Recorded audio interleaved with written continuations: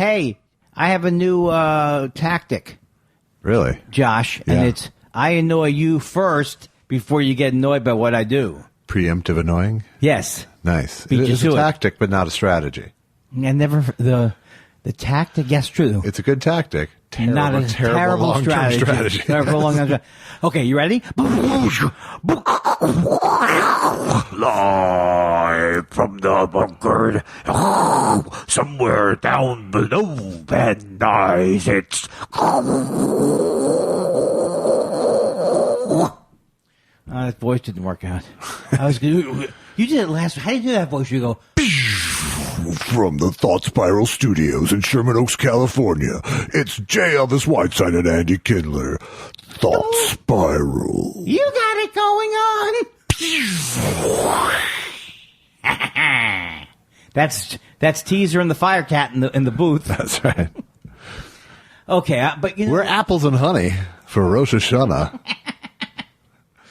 I thought apples and honey were for Sukkot. No. Is it Sukkot? No, it's apples and honey for Rosh Is it Hashanah. Rosh Hashanah A time? good year, a sweet year. But when is it going to be? It's today is So Rosh now Hashanah. my It's Jewish- future Rosh Hashanah. Happy? Are you saying this in recorded time or real time? If you're listening to this, it's Rosh Hashanah I hate on the day of pretending. release. I hate the pretending. I come from the method school of not getting Right. acting I'd love jobs. to. I'd love to see you act Jewish. That's the first time you've ever talked over a classic joke of mine. I came up with the joke, Yeah. but because I'm always talking, how could you ever not get?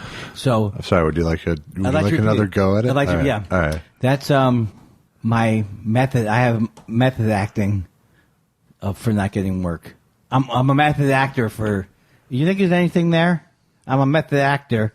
Here's my new thing, Josh. Yeah. I don't have the energy to write the joke at all, so I give you the subject matter. Okay.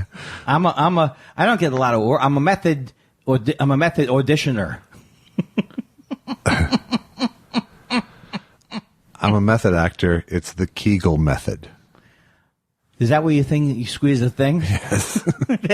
I won't say Kegel, but I think that's a good joke that I came up with nothing for. The Kegel method. Welcome to the show, folks. Can you tell that we're back in the same environment? Yes. Because you don't sound like this week. And how did you feel about the editing process, and did you ever get the buzz out? I think Alex got a lot of the buzz out. Thank you, Alex Brazell Yes. from Showbiz Studios. Yes, he was very helpful. Alex is a helpful guy.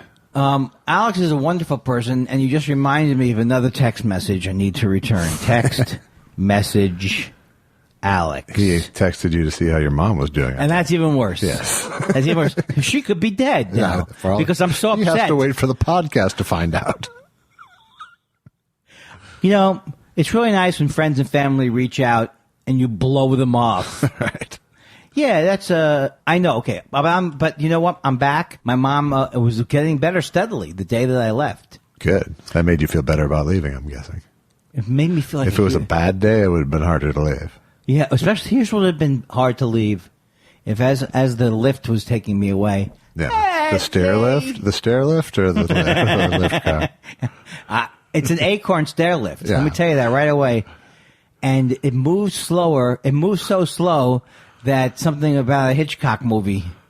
Now look, if as the last thing I heard was, Auntie, don't go.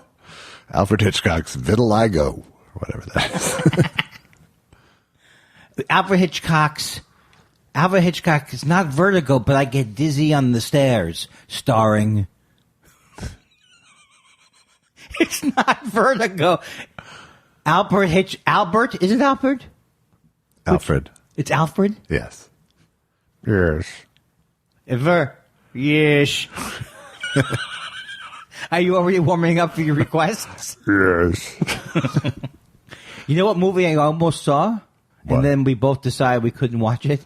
What's that? Was The Man Who Knew Too Much. Yeah. And it's with Peter Lorre. He's laughing like a maniac at the beginning of the movie, and neither one of us could understand what he was saying. I think you've seen it. I don't think I have seen it beginning to end. But I could see why you would be turned off just by the title. Because I'm stupid? I suppose if you boil it down to its essence. Why'd you... If you're going to be all reductivist about it. Wait, Peter Lorre looks like... Peter Lorre. Peter Lorre. I can't do impressions just by saying the name. That's what you really... Because that's what Skip Bittman did when he came on. That's what Skip Bittman did. You can't do an impression of me like James Adomian can. No, I can't. I can't possibly do one about you. Did you remember my early impression of you? Hey, man. Hey, man. Yeah. Hey, man. Hey, man. Hey, man. Hey, man. Hey, man. I wasn't born anywhere near the hippie era, but for some reason, I talk like a jazz cat. I think I mixed my metaphors. Right? Right. And what's your impression of me now? My impression of you. Okay, you ready? Yeah. I'm Josh. I'm better than Andy. He's got emotional problems. He won't let me get a word in edgewise. He's always talking about his own problems. I'm funnier than him. I get... oh, my God. Oh, my God. I think... It's pretty good. You should add some element of caricature to it, probably. Oh, I'm Josh. Just by definition, don't you think I'm better? I'm taller than him. He's short. At least you're not just doing my name over and over again. Hi, I'm Josh. I'm Josh. I'm a member of I'm the person who steers the boat. All right. Obviously, there's some... You know how they say any premise can be funny? Yeah. If you do it the right way. Yeah. No end on that one. No. And shut up. No. And don't try it again under any other guise. I dressed up for the podcast. I don't know about you. This coffee that you're making every week is great. Thank you. And might I say, it has... That's why I don't change the recipe. Look, I'm sorry you didn't sous vide the coffee. I'm sorry that... I had sous vide chicken again tonight. You know, that's disgusting. You know that my mother was ill? So? So you shouldn't invite me over for a home-cooked meal? Shut up. And it was the same way you did last time? Yeah. And it was delicious. It was delicious. How could you not? Why don't you make that, freeze that, make that into a frozen? Josh. Yeah. No, I was thinking. Not doing your impression? No, I was thinking of one of your restaurant. Who you'd be if you were a restaurant, not a restaurateur, but a chef. You can't be Emerald because he's already. No, can't be Mario Batali because he's a swine. Wait, he really, the thing about that Mario Batali, there's ruining your reputation, and then there's really taking the cake with it. Taking the cake and trying to sexually assault a woman with it. He's taking the Stromboli with it. And I'm not joking. Just because I said that as a joke, it doesn't mean I think it's Mario Batali sweating around the kitchen. I don't know. Sweating around the kitchen, I don't like to say that because I'm making fun of his appearance, which is stupid. And it's hot. Yeah. That's not really a character. It's not a character flaw in the kitchen. Yes. I have to stop doing easy jokes. Some crowds say I should start doing some jokes. Right. They'll say it politely in Canada this week, though. Wait a second. Last week. Unbelievable. I just got back from Toronto. Has it worked? How does the show work? It doesn't. It doesn't work. At all. So, but I did want to get your final opinion of how you felt it was that it was hard to do the bi-coastal thing. It wasn't easy. It wasn't hard. It was just... Because I was so brilliant? That was it. You were incandescent and causing a slight buzz. See, when I hear your material, I enjoy it. I'm just so pumped from the no-host Emmys. Oh, man. That was... I watched the no-host Emmys. Did you? I watched the whole thing. Susan and I enjoy watching events like that. We're always sorry we did. Right. We're not sorry. We do fast. We do. It's not called fast forwarding. It's called we TiVo. We search it through. Yeah, scan. Yeah, we scan it through. But I don't understand this, and maybe you can explain to me. You introduce the movies, and then someone just walks out with the envelope and says the winner is. Not every time. It seemed like there was no real pattern to it. No. So, of course... It was just, how do we connect this to this to this?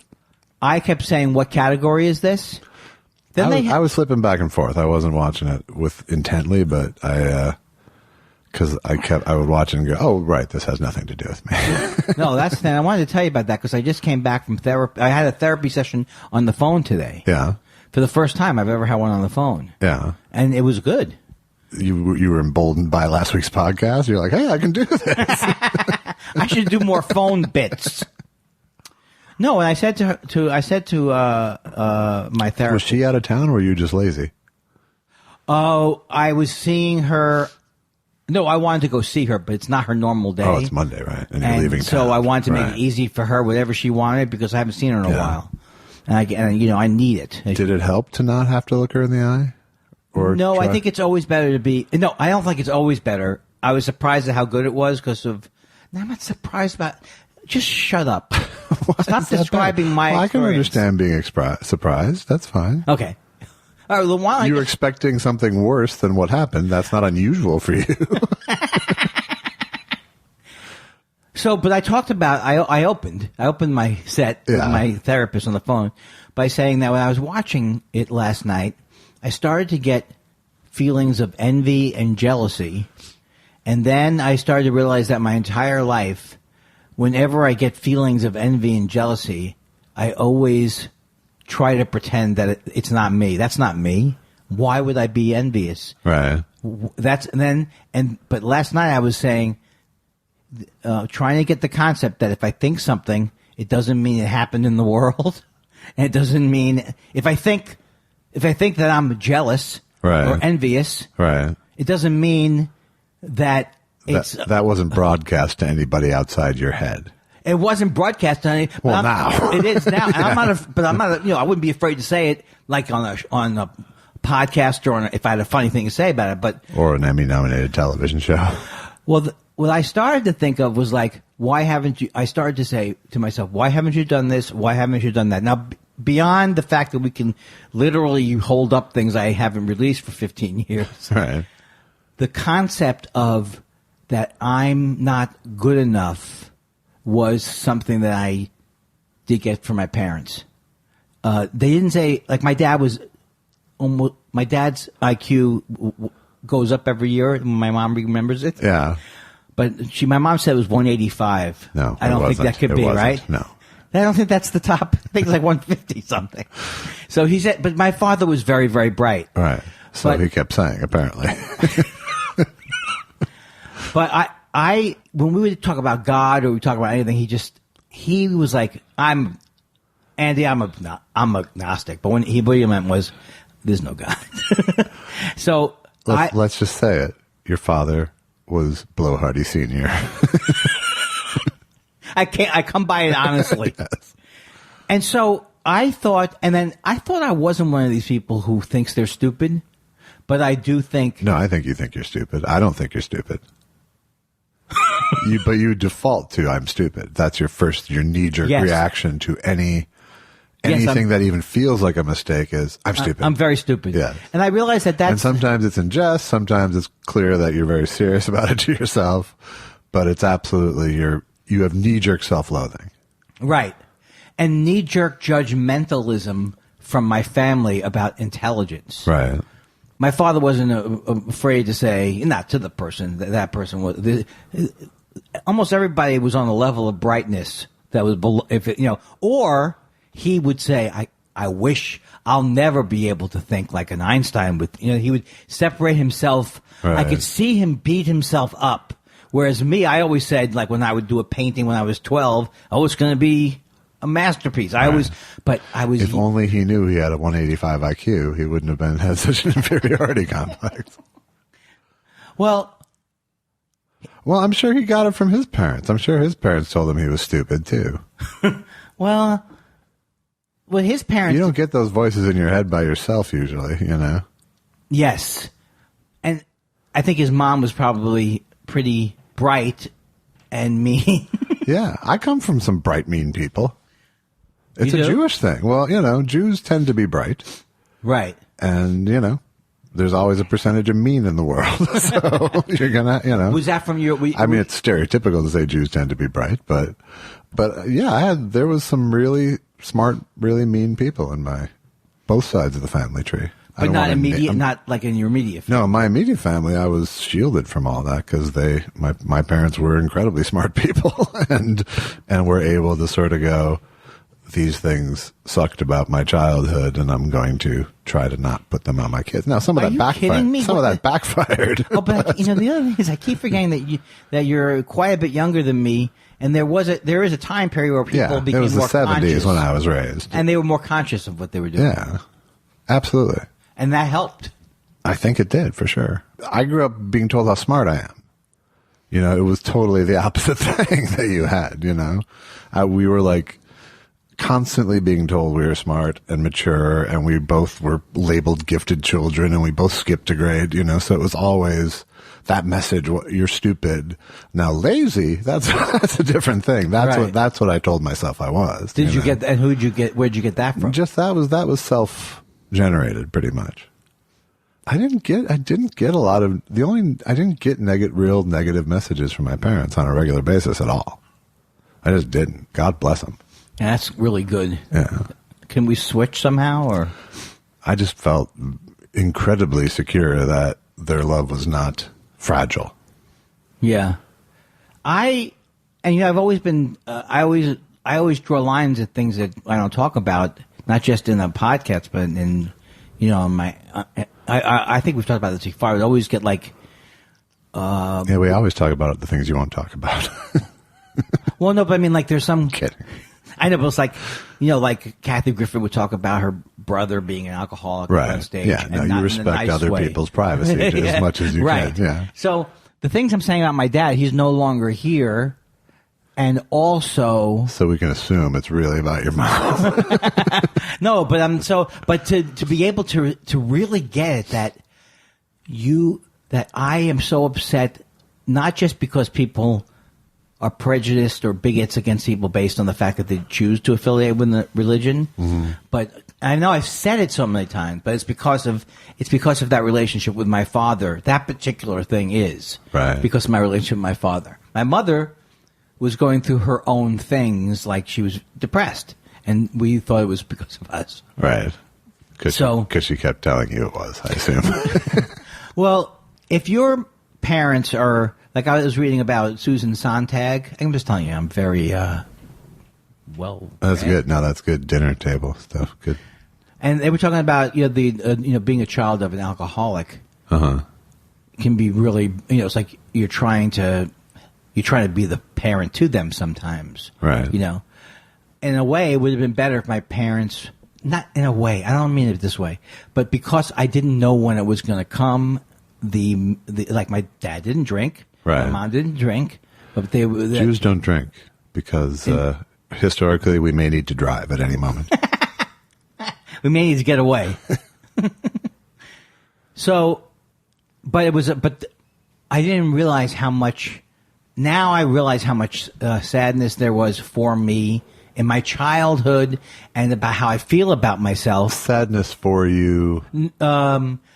I'll give you an example. As I'm who's feeling the sadness is what I mean. I think there was a lot of sadness. I think there was a lot of both sadness and trauma in my childhood that I blocked out. That I don't remember a lot of it. Right.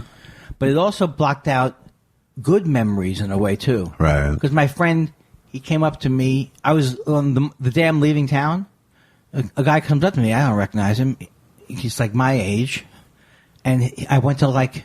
Grade school with him, Nick Maraventano. In fact, Nick, I'm sorry if I'm not blowing your last name cover, but I not only remembered him, I have a good thing with spelling sometimes, so I spelled Maraventano right on the first try. So that was, but I remember, he used to live across the street from the school, and we used to be friends.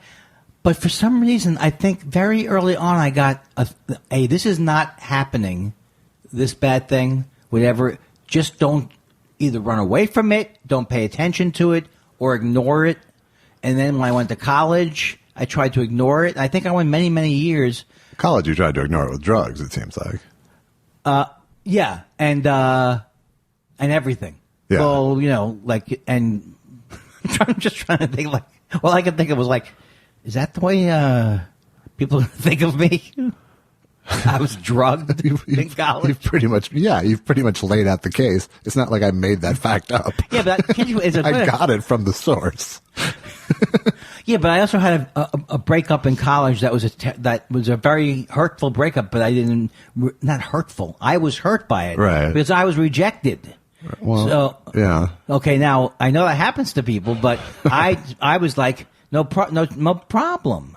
No problem, but I memorized certain things from that relationship that I didn't think she liked, and so I just said, "Don't ever do that again. Don't ever do this again." Right. It's like running your whole life trying to forget that you hate yourself and trying to create a person who Right. you are.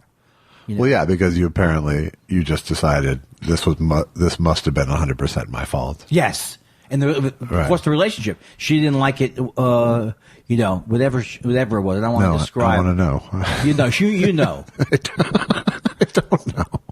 You've had sex with me. No, she didn't like. There was like, I could be needy. Yeah. I mean, I clearly know I was needy. that I know. Yes. Okay. Yeah. Okay. There's no reason to turn this into one of your bits. It's true. You know what I'm saying? You could listen like it was a trap. I set a trap for you. I'm sorry. I know I was needy, so the lesson I learned from it: don't be needy. That's not a lesson. Yeah, you can't. You can't do learn that. that all at once. You can't go the other way and go, I need to find someone, because that's the thing. That's, I think, my big objection to the singles things are like, I'm looking for a woman who's kind, has a great sense of humor. You know what I'm saying? It's like, Right. I'm looking for someone who isn't repulsed by me, just as a baseline. Let's start with that. That one guy who you can says, build on that. That's a foundation. That one guy who says, I'm looking for someone kind. You want to go, I'm getting angry at him and how much he dislikes himself and how much that's what he wants from their relationship. Well, and I see that myself. is terribly important, though, isn't it? It is true. But I mean, that might be a top 5 thing. But if you say looking for someone with a good sense of humor, there's a good chance you don't have a sense of humor. I don't think that's true. But I think it's a terrible way to identify somebody. Okay, yeah, with a sense right. of You humor. could be. Yeah. Yes. I like to laugh. Yes, I would say that most people think they have a good sense of humor. Right. You Well, know? that's true. So that's just not a good filter. Jonathan Winters, I think I've said this to you, was quoted as saying, most people don't have a sense of humor. They think they do. Yes. But they don't. That was my point, too. Yes. Yes, that was your point. But then all of a sudden, Jonathan, I wanted to, and here's the other thing I realized about myself, this is not off topic, is how much I'm reading about Susan Sontag, and she was into name drop. It's like, I am into name dropping. I'm into name dropping as if there's no other activity on earth that's important that Susan should know while I'm watching the Emmys. I know the guy over there. I know the I know the he follows me on the hoo-hoo. What is the matter with me? That's a little needy. It's a little needy. It is a little needy. But the other part is that I've learned you can't stop that by just trying to ignore it or repress it. That's what never has worked. Well, yeah, and just you say you're human, you have this thought. Yeah, but move on. That's why you marry people, is so you can vent that part of yourself that doesn't seem to bother them that much, and not take it out to show everyone else. Right. Your spouse is part of your privacy bubble. That's true. If it's a good marriage, And mine is a good marriage. What do you say? But like my therapist said today, that I did not have anywhere to, like, when I would get up in the morning and have that feeling it's over already, I fucked up. That comes pre any activity I have in the morning. Right. I don't have to feel that way anymore. Right. I can have choice. I don't have to feel that abandonment. I'm going to die every day. I can lose that. I think you can. I think it's sort of stupid to recommend it, but you calling me stupid again? No, I was calling me stupid. No. But something in the morning, like either meditation or like morning journal or something to dump those thoughts out of your head so that you don't just start the day with them. Right. I used to do morning pages. I thought you were going to say Morning Joe. I should watch Morning Joe. You shouldn't do that. No. No, I don't make that mistake anymore. But it does help, I think, to unloop thoughts. get them out of your body, either by actively letting them pass out, Yes. with meditation, or proactively getting them out onto paper. Well, I learned this thing from a meaningful None of which I do, but it seems like smart advice. But I don't wake up with hateful voices either. Right. You love yourself, but not in an excessive way.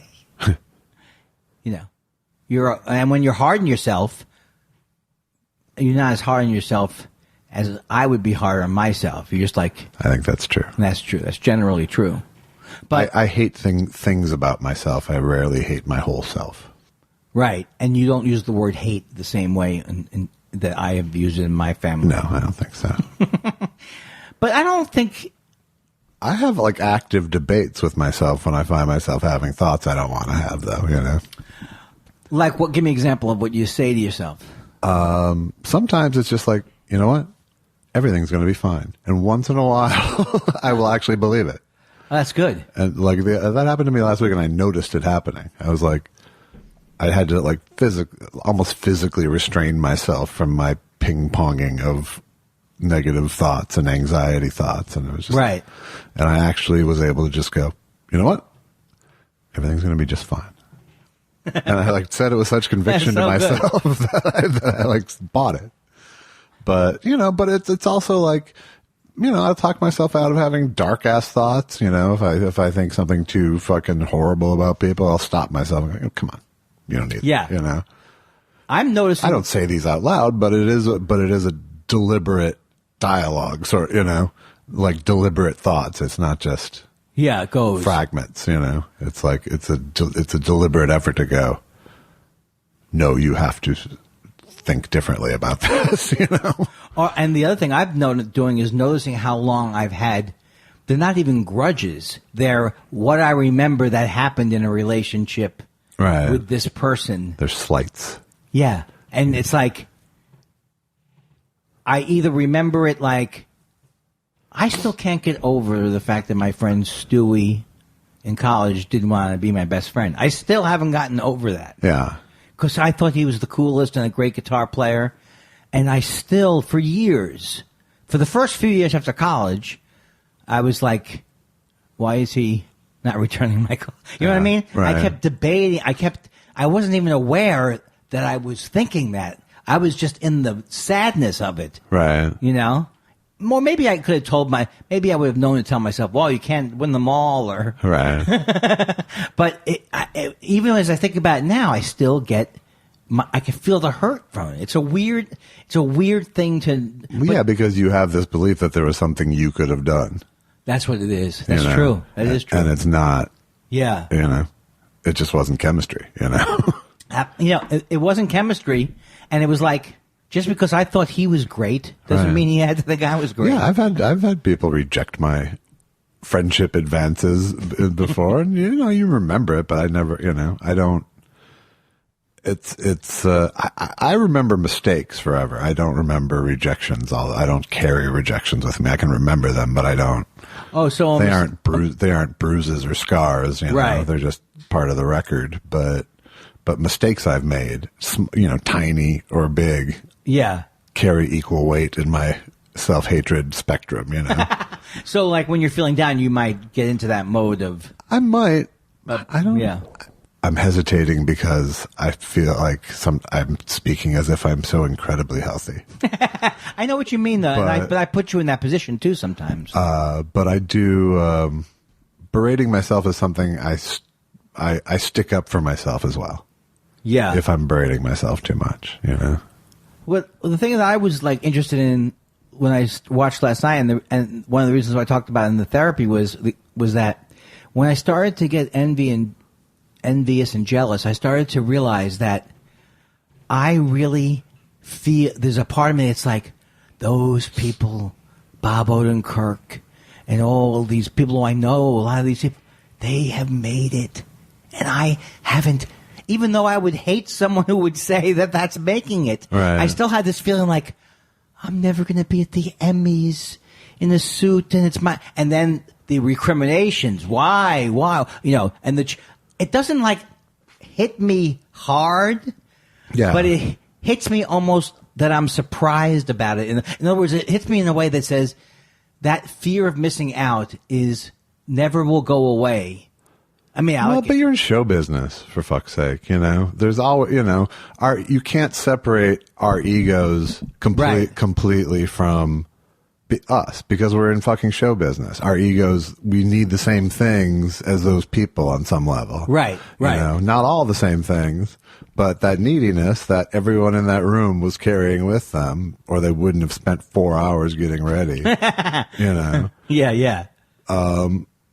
We all have it. Right. I have that. It's a much more fleeting thought when I watch the Emmys, Oh, I'm not there. Well, you're not trying to be there. Oh, okay, right. That's the conversation, Yeah, I have that. I'm not. I have that. I should have my own show thing, but I don't really have that. That's somebody else. That's part of the you haven't done enough. Well, and just it's. And you're lazy. Well, and it's a room full of fucking incredibly insecure people who are well dressed and good looking, They're all having these internal dialogues of self-loathing and insecurity and comparing themselves to everyone else in that room too, It doesn't matter where you are in show business. You are always comparing yourself to the people who you perceive to be above you or who have what you want or who worked harder or wanted it more or are more talented, Right. Whatever, yeah. But there's always going to be those people, no matter where you are on the ladder, Yes.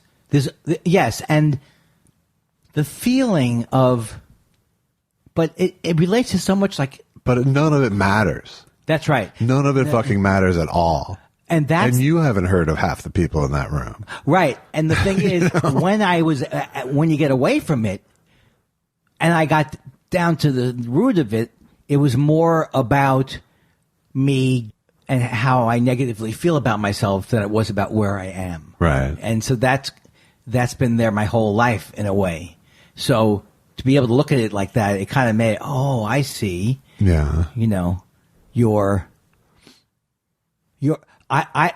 I feel like I'm afraid to die. I'm afraid of people close to me dying. I'm afraid of a lot of things. Right. But my therapist was trying to tell me today, you don't really have to be that afraid of it, even though we are all going to die. Right. You can enjoy yourself in the moment. Yeah. There's nothing to gain from that. Yeah. That you can't. It's fear of death is the least useful fear there is in some ways. Right. Because you can't prevent death. Yes. Other fears you can actually use to prevent the harm that you fear. Yeah. But you can't do it with death. No, but thinking that that external admiration will solve your problems. Right. External. That's a tough thing because I know that I can be very, that's the part of me. Actually, I don't know. I feel like my only problem is a lack of external admiration. Everything else is set. So you feel I feel like, that's really the only void in my life is that external admiration. Well, everything else I feel pretty good about. So do you really mean that?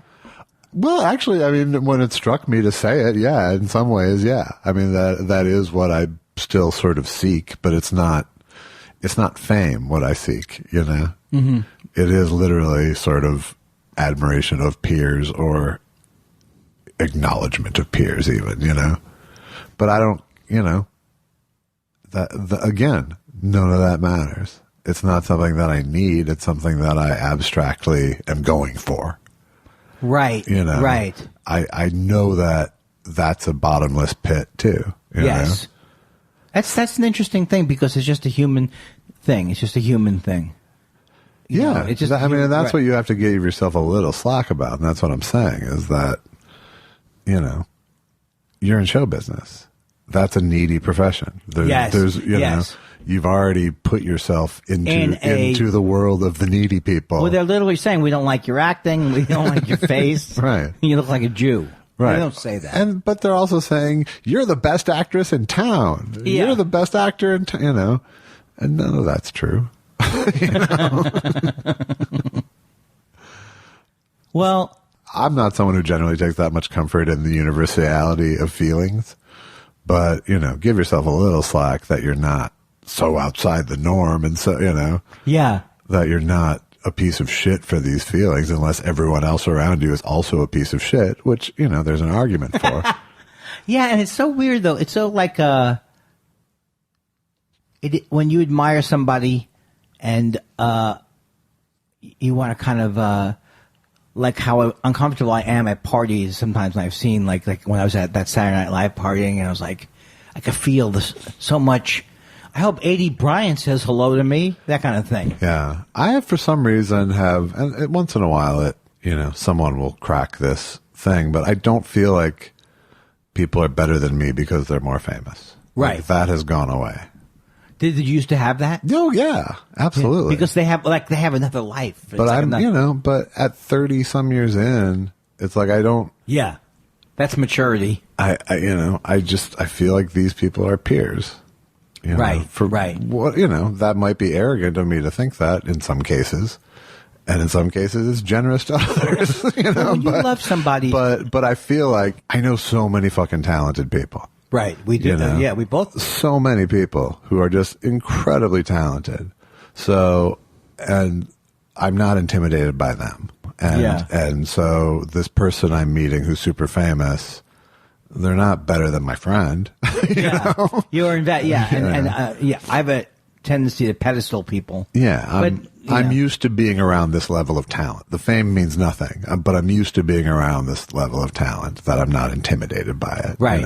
Well, again, once in a while, someone can pop that bubble, but. Well, the fame is a weird thing because sometimes, like, I'll be like, that's that guy from Million. Yeah, sometimes it's just surreal seeing people in real life. Yeah, but I mean, this guy from reality, the $1 million sale. What's it? Where they sell homes? I think it's $1 million sale. $1 million real estate. And it's like, this is the guy who sells on the show. And like, I almost do want to go, hey, I seen you on the show. Right.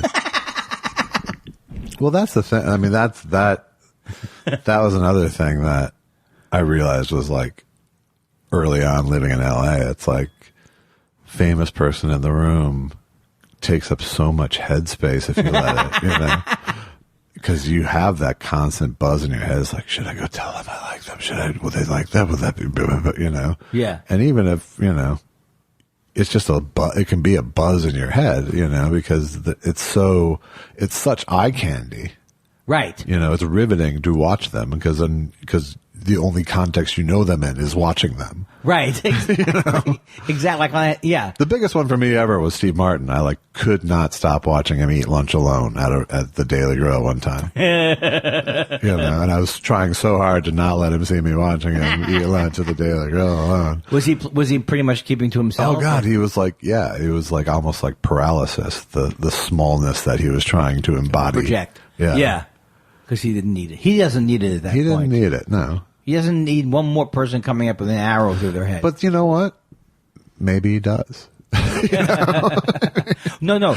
What you're saying is absolutely true in the sense that the idea... He needs it in some form. Yes. The idea that Steve Martin is a higher level human being than us. Right. Or that he's figured out some kind of code. Like, it took me a while, but I could sit down at a table with Steve Martin at this point and get down to work.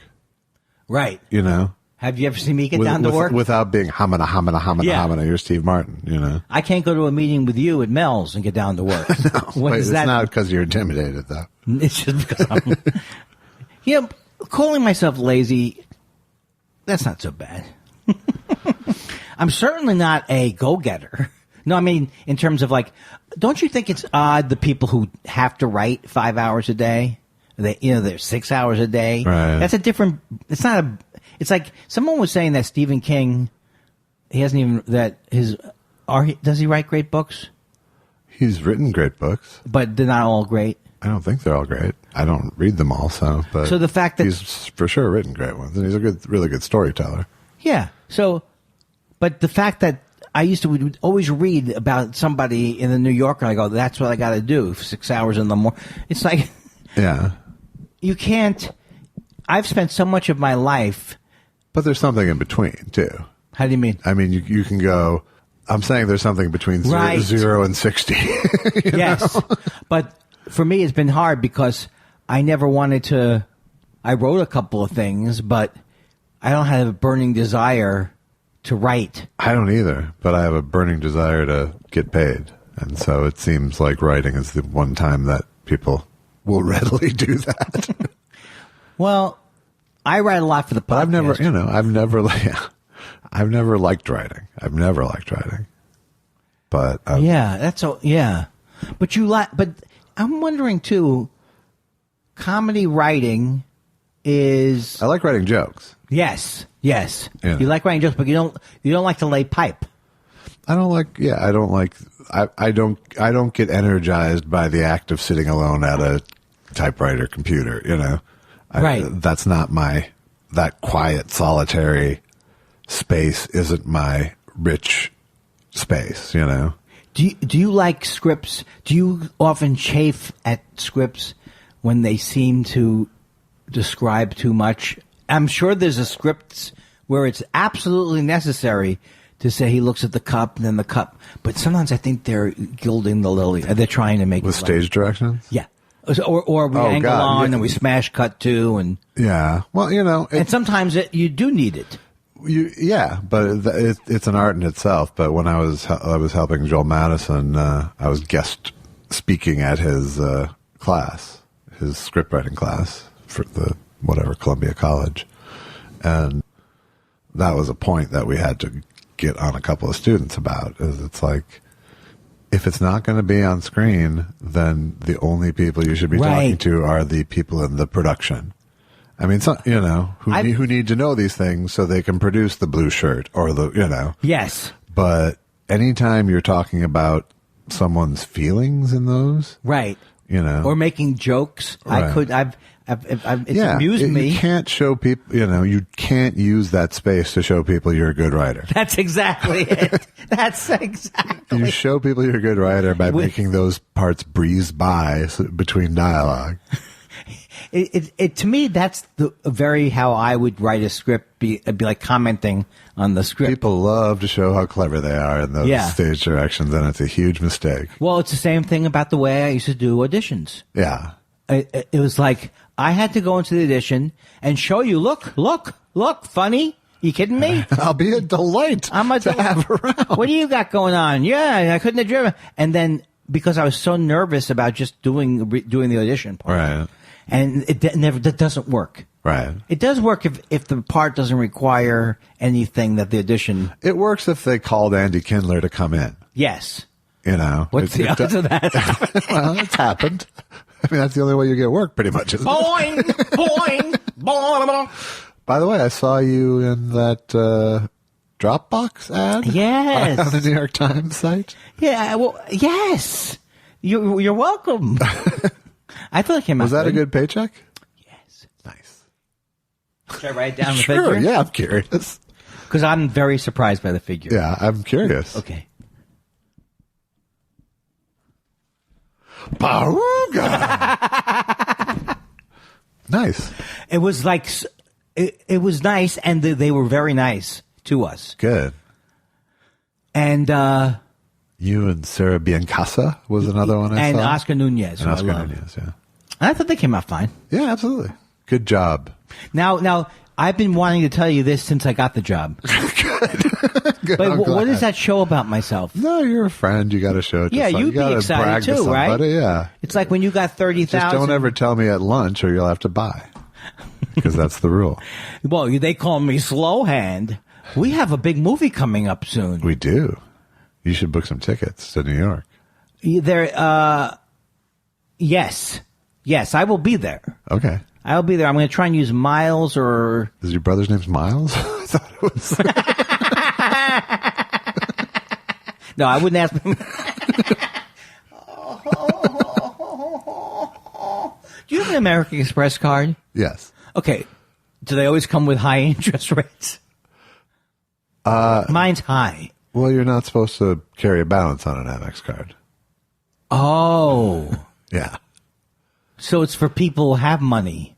Well, what's the? Yeah, it's not. It's basically it's mostly like a a record keeping card, if for lack of. I see. But yeah, no, it's never a favorite. You might do the Amex. They have a credit card that's for idiots, like Optima or whatever their card is.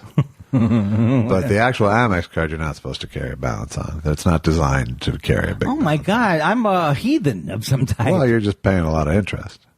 I'm paying a lot of interest. Yeah. I want that all. Plus, I want to call the person. I have equity in my house. I want to get cheap money. Now's the time to get cheap money. Don't you think? Do they keep calling you and telling you that? No, but it went down 0.25%. Yeah. And I've got equity in my house. I'm going to refi. Don't you refi? Isn't that the way to go? Maybe I should do this off camera. We'll see. Yeah, we were definitely getting into the realm. You're about to start getting some fucking free junk advice mail to the thought spiral. This is not what we mean by thought spiral. Doesn't mean get Josh to help you out with real estate. Yeah. Spiral. I love the name Thought Spiral. Good. More and more. Because we're stuck with it. Well, no, because the idea of spiral, like when you think of a spiral and you think of it negatively, right? That's part of the show. Yes. Is when you start to feel negative. Right. Plus our general sense of ironic negativity. Yes.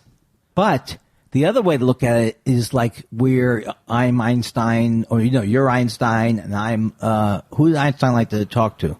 Not Mrs. Einstein.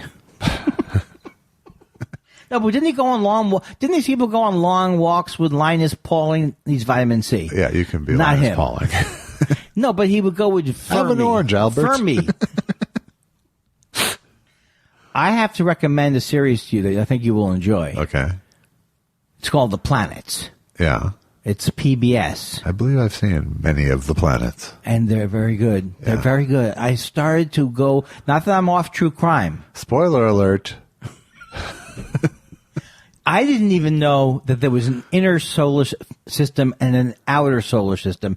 And you know why I didn't know it? Because only an idiot, like an idiot like me wouldn't realize that it means exactly what it means. The solar system that's near us, right, and the solar system that's further away from us. Right. I mean, but only this solar system.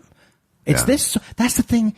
That's the thing. It's like, have they counted them up? Has anyone like Sagan? Yeah. And what did he come up with? How many of them are there? Over 90. But aren't there? Doesn't Sagan go, there were, and people go, there are. He would say, there are. I'm not going to play. Come on. Impression match game with you. Billions. Carl Sagan was so smart, he'd say blank. May a weird holy man. I'll do Gene Rayburn, but I won't do billions and billions of galaxies throughout the known universe. Will you give me your true final opinion on Limu the Emu? He's not so bright. And I think I can, if one person buys insurance from that commercial, I'll eat my hat. So will Limu. Liberty, liberty, liberty. I know I've gone around the bend a couple of times now. I can feel my mind going. I can feel the neediness. Yeah. So what do I do when I feel the neediness? I don't know. Go to your list of affirmations. I saw The Big Sleep. Look at the big amount of money at the bottom of the page that you just scribbled down and feel better about yourself. Stupid people couldn't make that much money doing a web ad. Yeah, because stupid people never make a lot of money. No.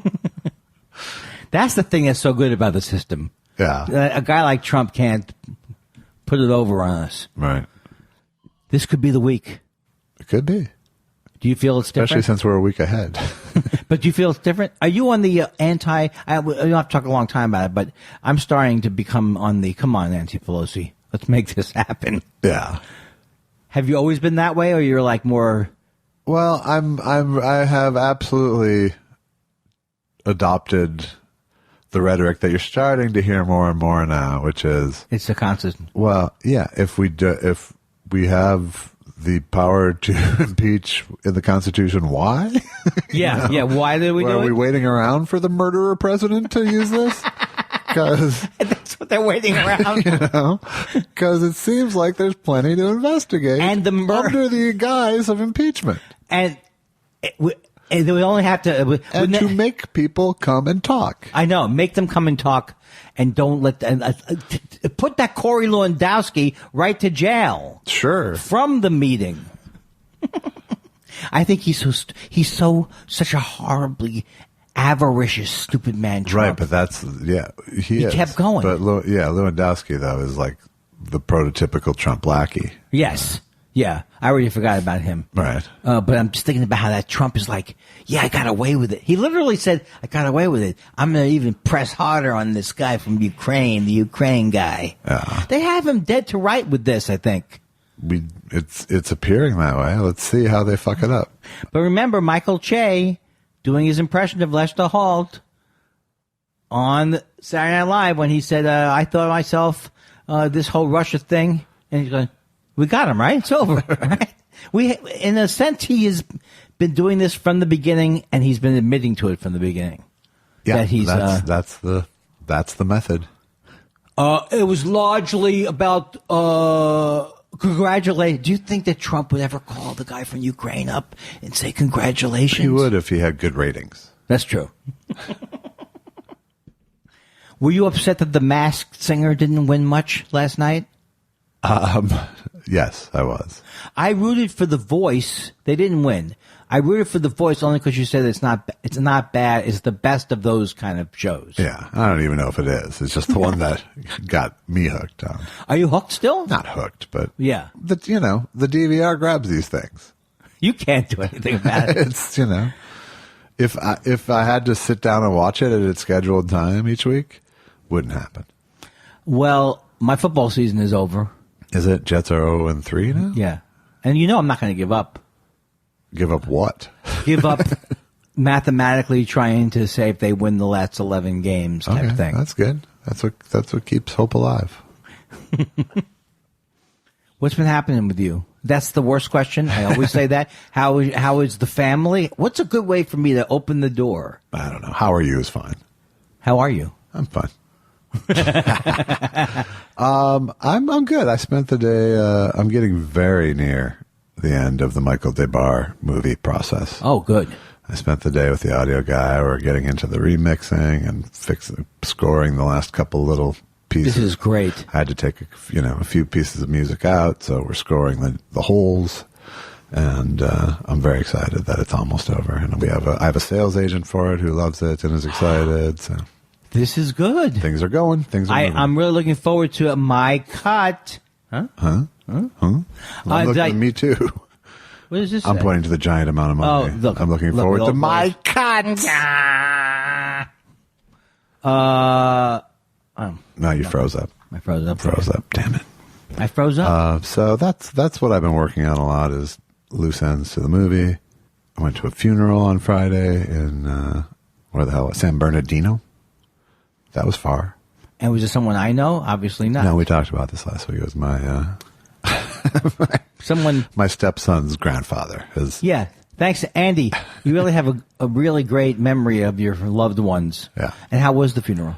It was nice. Cool. Marvin, my wife's ex-husband, Marvin Etzioni, who you've at least seen play at that Palomino thing. Oh, right. Yes. He played a couple songs and spoke. That was his father. Yes. Cool. So it was nice. I mean, it was still, Friday in San Bernardino. So right, and it's still what was it, a funeral? It was a funeral, graveside funeral, small Jewish funeral. It's good. I got my taxes in. I told you that, right? You did. So that's like your money on the way. No, my money's not on the way, but I made. Do you want to write down the amount that you're getting as a refund?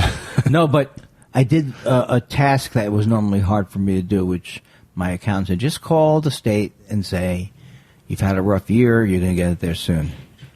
And I called the state. I said that. They're like, okay, send it along. And they were fine with it. And why are these things hard for me to do? I'm getting better at them. You know what? Do you hate those things too? That's one of those fronts where I can't jump in with how I do it really well. I have such paralysis when it comes to shit like that. I know. I mean, I know. Cold calls of any kind, I have total paralysis about. Yeah, but you return emails. And I do, yeah. No, I'll you'll do it. I'll respond. Right. It's initiating the contact that I have this sort of pathological, almost shyness about. Oh. And reticence. But it's also just, I don't know, it's a paperwork thing, too. Especially with phone calls. Like, I took a walk and called my mom, checked with her, called my sister, checked with her. Yeah. And that felt good. It felt good for me to do that. Taking care of business feels good. It really does. It always does. And I always notice that when I'm having like one of those days where I'm like an efficient machine. Yeah. And then the next day I'm exhausted and, fuck around on Twitter. Right, but I have no but there. That was it was I live in but. bursts. I live though in those bursts of momentum. In other words, how does that mean you live? I mean, that's just the rhythm of my life. I'm not someone who attends to things, to everything every day. So generally won't let it go so far that it gets out of control. Right. But I will take it up to the edge sometimes. But I don't, because my biggest fear is getting in trouble. So you're just like me. Yeah, on a base level, I am. So that's very Jewish too. Yeah, it is. And doing stuff wrong. That's where my fears lie. That's why I remember all my mistakes. Ah. But those tasks in life are a big weakness for me. Oh, so what I try and do is I'll try and do like. And I couldn't even have an assistant because that same reticence would apply. It's like, now they're going to make me deal with it. Right. It's another. Well, I will do like I'll take an Adderall and then I go an hour from now I'll be more in the mood for it. Is what I think sometimes. Right. That's what I try and do with my Adderall in the morning. I do it the other way. I take the Adderall, then start the task. Right. Oh, that probably gets the task going. And then by the time I would normally derail from the task, I hope that the Adderall has kicked in. Because Adderall can't make me do something.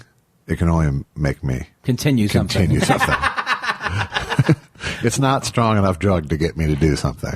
I'm glad we're not responsible for the space program or something like that. It is a good thing, yeah. But when I was watching, that's why we, became a comedian. It wasn't just our neediness that steered us to show business. It was an acute awareness of our limitations, our spectrum of talents. But when I was watching those things where they showed they showed the Mars rover, the Jupiter, it's like it is unbelievable. It still seems like magic to me. It is kind of magic. That level of science and math to catch a fucking comet, and to a billion miles away and land it and send back shit. Yeah. It's incredible. And you could also see how there were people who just to know where it'll be 8 years from now. Right. To catch it, Yeah. But how far is like Jupiter's like one of these? It's super far. But like. Again, show business, not scientists. But you could also see how people did argue, which I was not.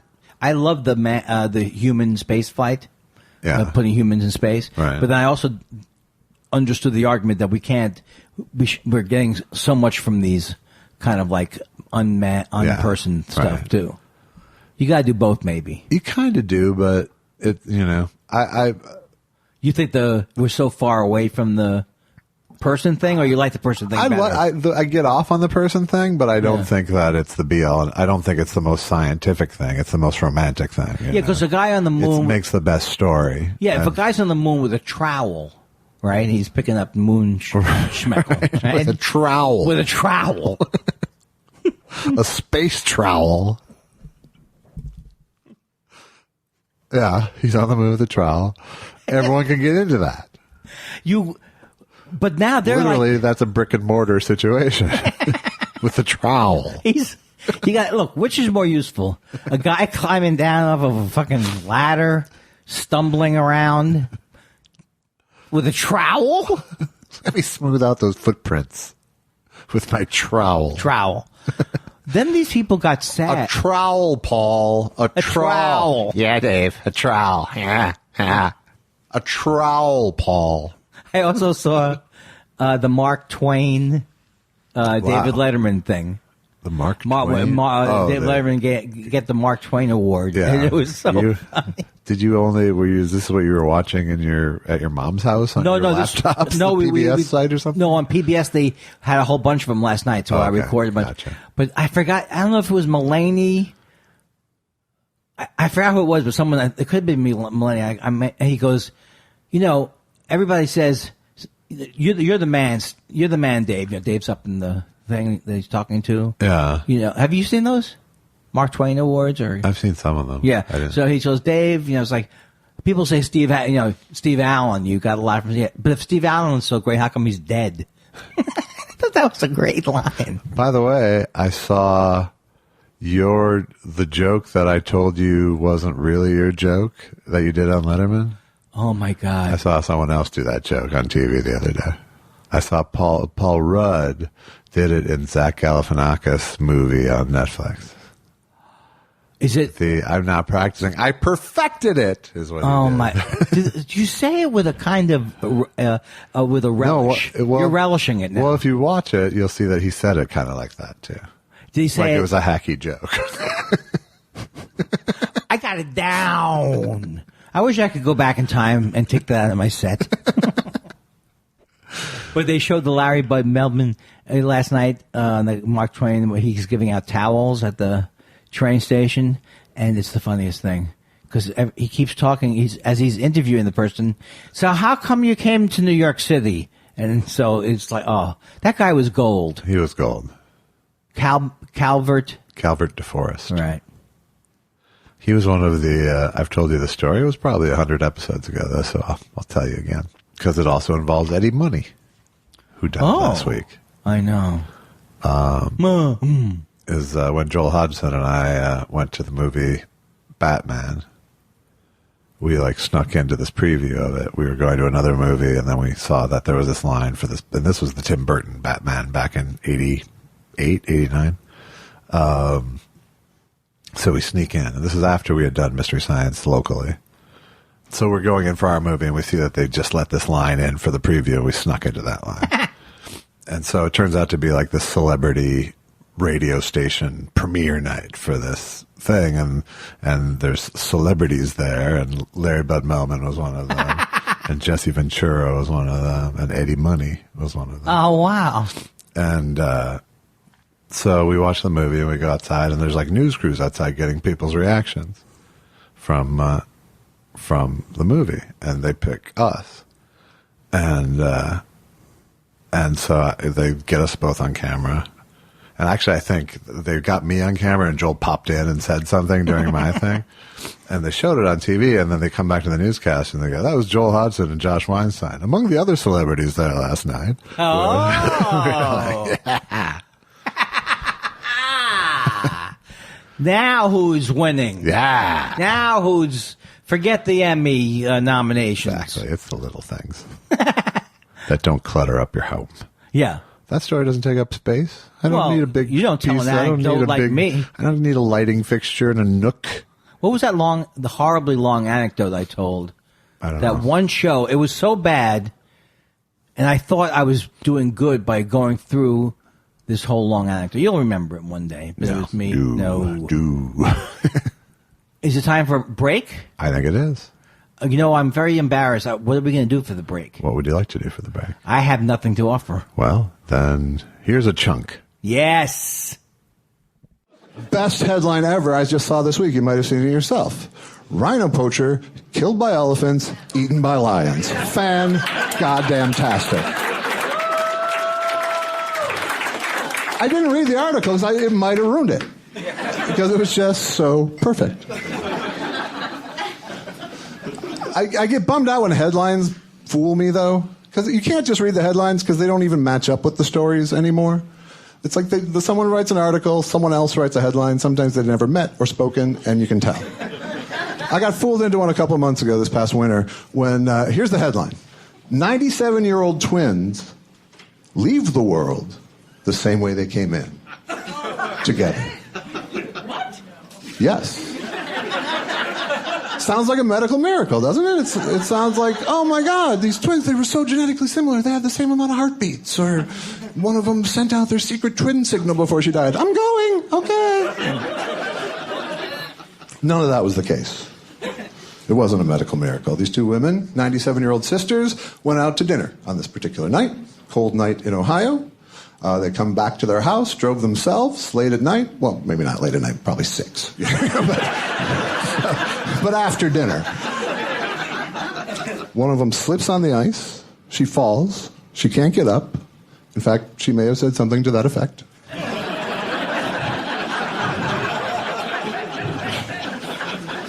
Her sister decides to go for help. She gets out of the car. She slips on the ice. She falls. She can't get up. And they both freeze to death on the driveway. Yeah, just like they came into the world. What the hell? As if one of them was lying there. You know what this reminds me of, Gladys? That time we were born.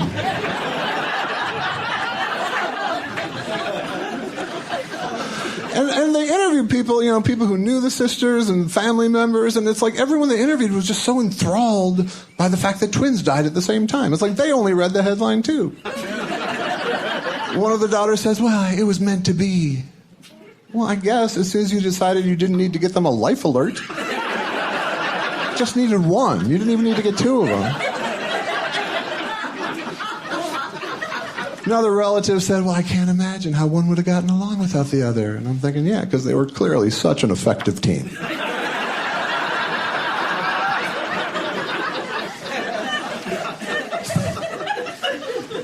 Sometimes the headlines are underwritten, and you almost skip over something amazing. I saw one that just said, pastor dies during service. I thought, well, that probably happens. And the only thing that kept me around was that it was Waco, Texas. I was like, all right, I'm in. So here's what happened. It was Sunday morning in this church in Waco, Texas. Baptist church. Pastor's about to do some baptizing, and he's standing in the water, waist deep in the koozie. I don't know. We'll go with that. Standing waist deep in the koozie. And he reaches over to grab what turned out to be a very poorly grounded microphone. Yeah. Spark! Splash! Dead. Zaptized, if you will.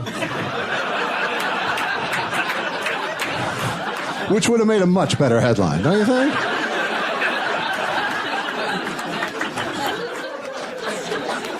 But really what the headline should have been is this: miracle occurs in Texas. Think about it. When's the last time anyone went into a Southern Baptist church and got a science lesson?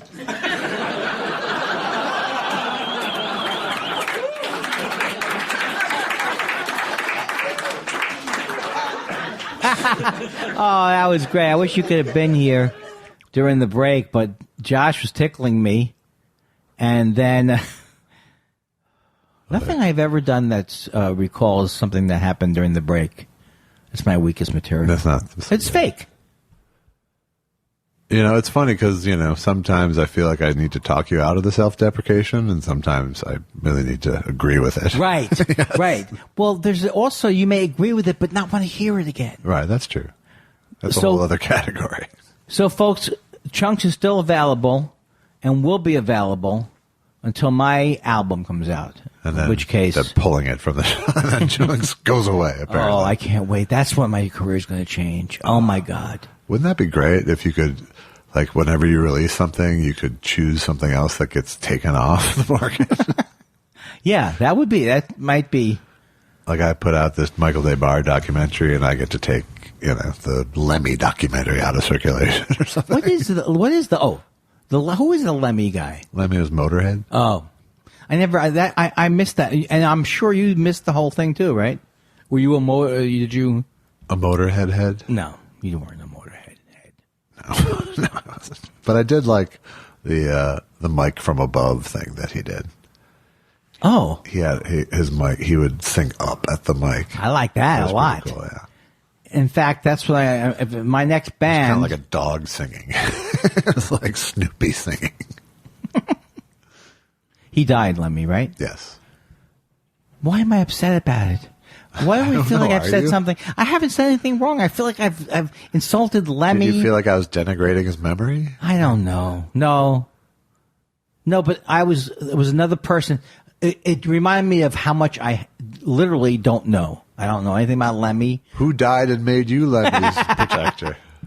There's a lot of things that I'm never going to know. I will never probably listen to a Motorhead album. True enough. I won't dispute that. Do you want to go to some questions? Let's go to some questions. You know why? Because You have to pack. Yeah, and I really feel like I delivered the goods. Yeah. All right. Is there anything about Blowhardy that's attractive? Or is that what's attractive about it? It's so self-absorbed. And so, I delivered the goods. That's not Blowhardy. Blowhardy is... Andy Kindler is what I call that character. Here's Blowhardy before he starts blowharding. Yeah. Is telling us why you killed. That's right. Would be more Blowhardy. Why do I kill? What? I got the yips there. Yeah. Okay, sorry. I was trying to give you a wide berth. You know why? I feel like this is a good place to fail. This is not. I feel like I can fail here. That's right. It's the kids need a place to fail. They don't have a place to fail. They don't have a place to fail.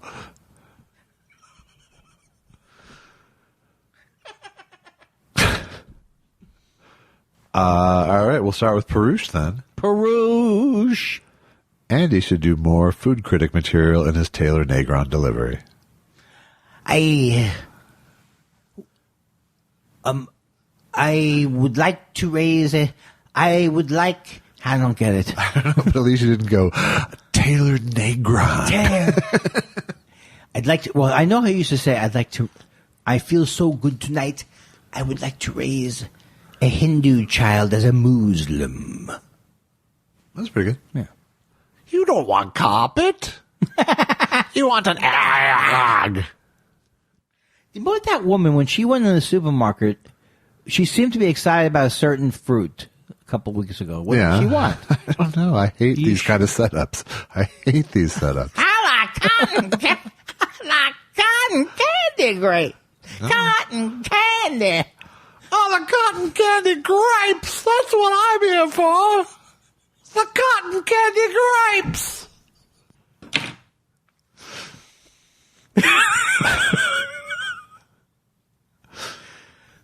Richard says, I feel compelled to send a sincere thank you this week. Not to be too much of a bummer, but a lot of days have been especially difficult lately. Whether you know it or not, you're helping some of us get through hard times. Thanks always. Love you both. Well, thank you, Richard. Thank you, Love Richard. you too. Thank you. I'm sorry you're going through a string of bad times, but... and I'm happy that we can, I've said it before, I'll say it again. It's like, makes me extremely happy to know that that's what we're doing. That we can do that. Yeah. We drive some people away. That it's a pleasant side effect of what we do. Yes. And I hope things go more swimmingly. Indeed. Thank you. Not Tweet Bahara says, my mother has a condition in which random geysers erupt out of her ears. It's called Yellowstone National Parkinson's disease. Nah, I'm just kidding. My mother is dead.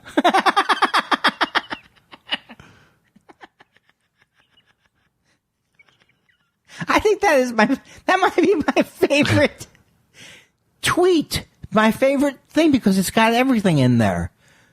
It's got it all. Yeah. Okay. Very happy with that. I have no reply. Here's the second one from Not Tweet Bahara. Happy New Year in Auschwitz. That was definitely one of the funniest TS shows so far. I think Andy's cathartic riffing and laughing pushed Josh to greater heights of wit. One for the archives. Wow. Did you remember Happy New Year in Auschwitz from last week? I think I do. Because you looked a little startled when I would remember it. That's how I look when I think of anything from a couple more than a day ago. What did I do? Huh? Michelle Wisecarver says, contrary to what you gentlemen believe... Oh, I'm sorry. Michelle Wisecarver. Hello, Michelle Wisecarver. All right. Contrary That's right. I've never not. I love Michelle Wisecarver. I've never not jumped in. I know. Contrary to what you gentlemen believe, I thought Test Show 124 was great. It felt spontaneous and free, even more so than usual, and I love hearing you express love and friendship to each other. Much love to you, your mom, and your family. Oh, I can't respond to that.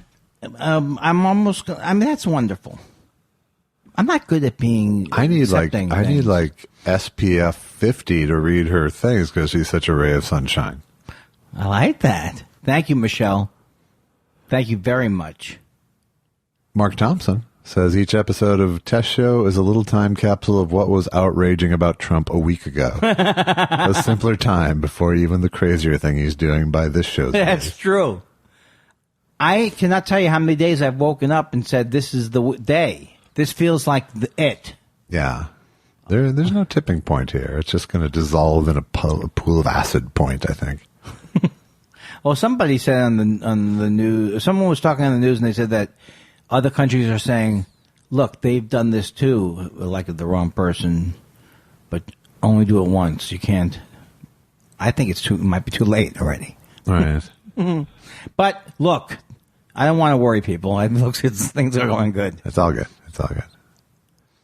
I don't know. I just feel like, justice moves at a different pace than outrage.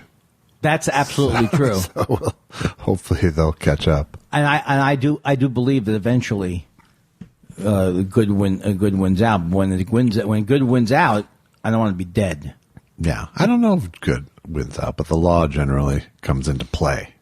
Well, my spiritual belief is that everything is generally, that we're here to have fun and everything is going to be okay. Because I'm glad you never wrote that song. Because if you look at the Earth from way back and you look at it as a star, I mean, it just seems like... Are you thinking of that shot from Mars Rings? I don't know. I really don't know what I'm thinking. I'm hoping... one of these days I'll begin a sentence that's trying to be a soaring philosophy. Right. And it'll work. There's a difference between being an impressionist and being impressionistic. That's true. Adam Nicolitz says, the Area 51 event came and went. Do you assume alien visitors would be friendly or hostile? Well, I know Andy assumes hostile. I'm really feel that there... I feel that there is some kind of alien thing, but I don't... But then why do I believe it? I don't know. There's something's going on, but I don't know what it is. And well, what do you mean? Like there's aliens that affect what's going on here? Or no, that Jimmy Carter or whoever saw these people have seen unidentified flying objects that aren't just like mistakes. This is where I feel stupid. Yeah. I think that the idea that there's no life, there has to be life throughout the universe. I just don't believe that we're the only life. No, nor do I. But now, why would they be zipping around?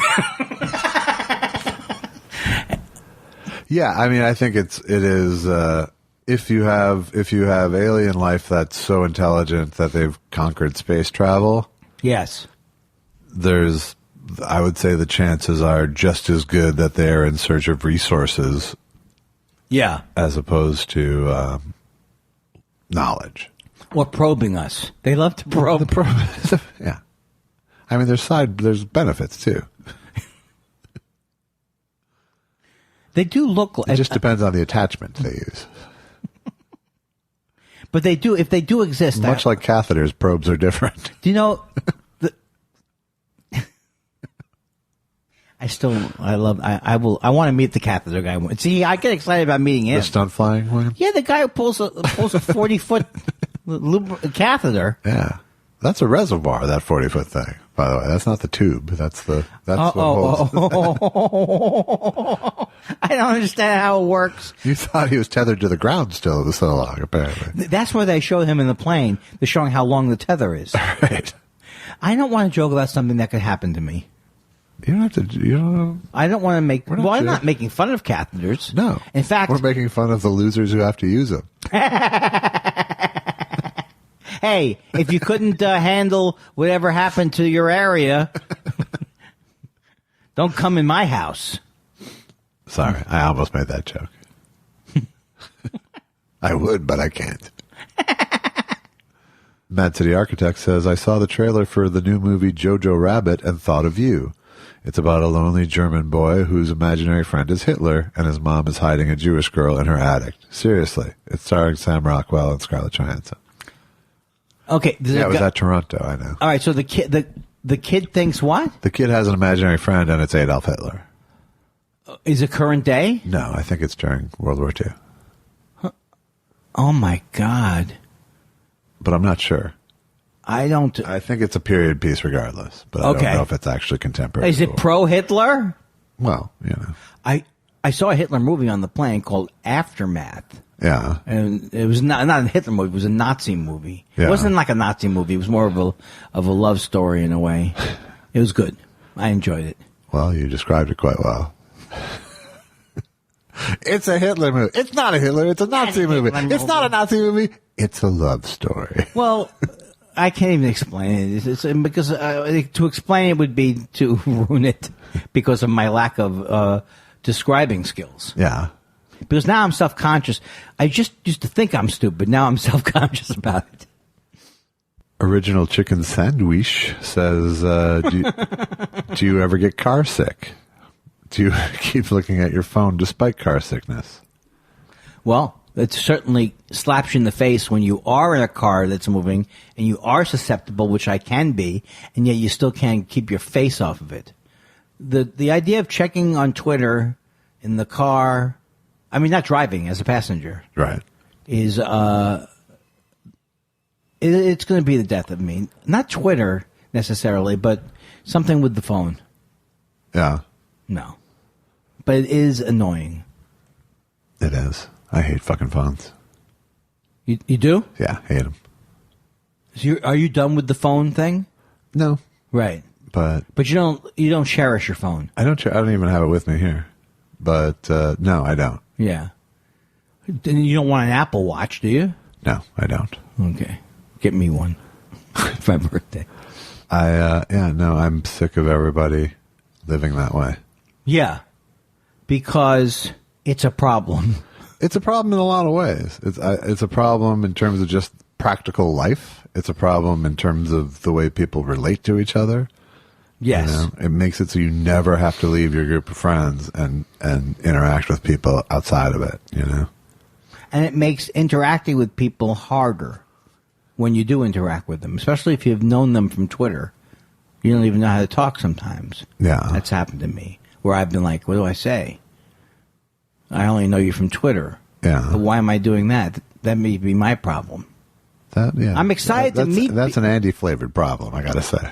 Well, one thing that they have said is that online like a lot of people had like a 2-year online relationship through like a dating site or whatever, and then when they met each other, it was completely different, even from the 2-year relationship. Right. So just being in a disembodied relationship with people has a certain thing that's not real. Well, yeah, anytime anybody can just, doesn't have to show their real reactions to things. Yeah. You can always have an edited reaction to things in that context, So you don't really ever get to really know people, I look forward to people a day. People are only showing you what they want to show exactly. you. Which doesn't explain you. No, I do the other way. I go, why don't you show... What's the ugliest part of my Why don't you show the most unpleasant parts of yourself? Which part of my ass can I show to The Twitter Federalist today? Society is the same thing as the Federalist Magazine. No, it's not. Yes, it is. No, it's not. Yes, it's... Okay. You're a bigot. I found out I was wrong. Apologies. That's a waste of time. I'm glad I'm not on Facebook that much, though, because that seems like it would suck up my life. Why do we name our animal pets but not our houseplants? That's not a good point. That was Greg Kelly making not a good point. Well, but Greg, I mean... I don't name houseplants for the same reason I don't name the lobster in the tank at the restaurant. They're going to be dead soon. Exactly. Yeah. Thanks for putting a fine point on it. No, I know I shouldn't have put the fine point on it. But I think you could name a houseplant. Fern. I named that one. What did you do? That one's named Fern, the plant. Oh, named Fern. That's a good name. Thanks. Oh, God. What am I? Nice recovery. Oh, Fern.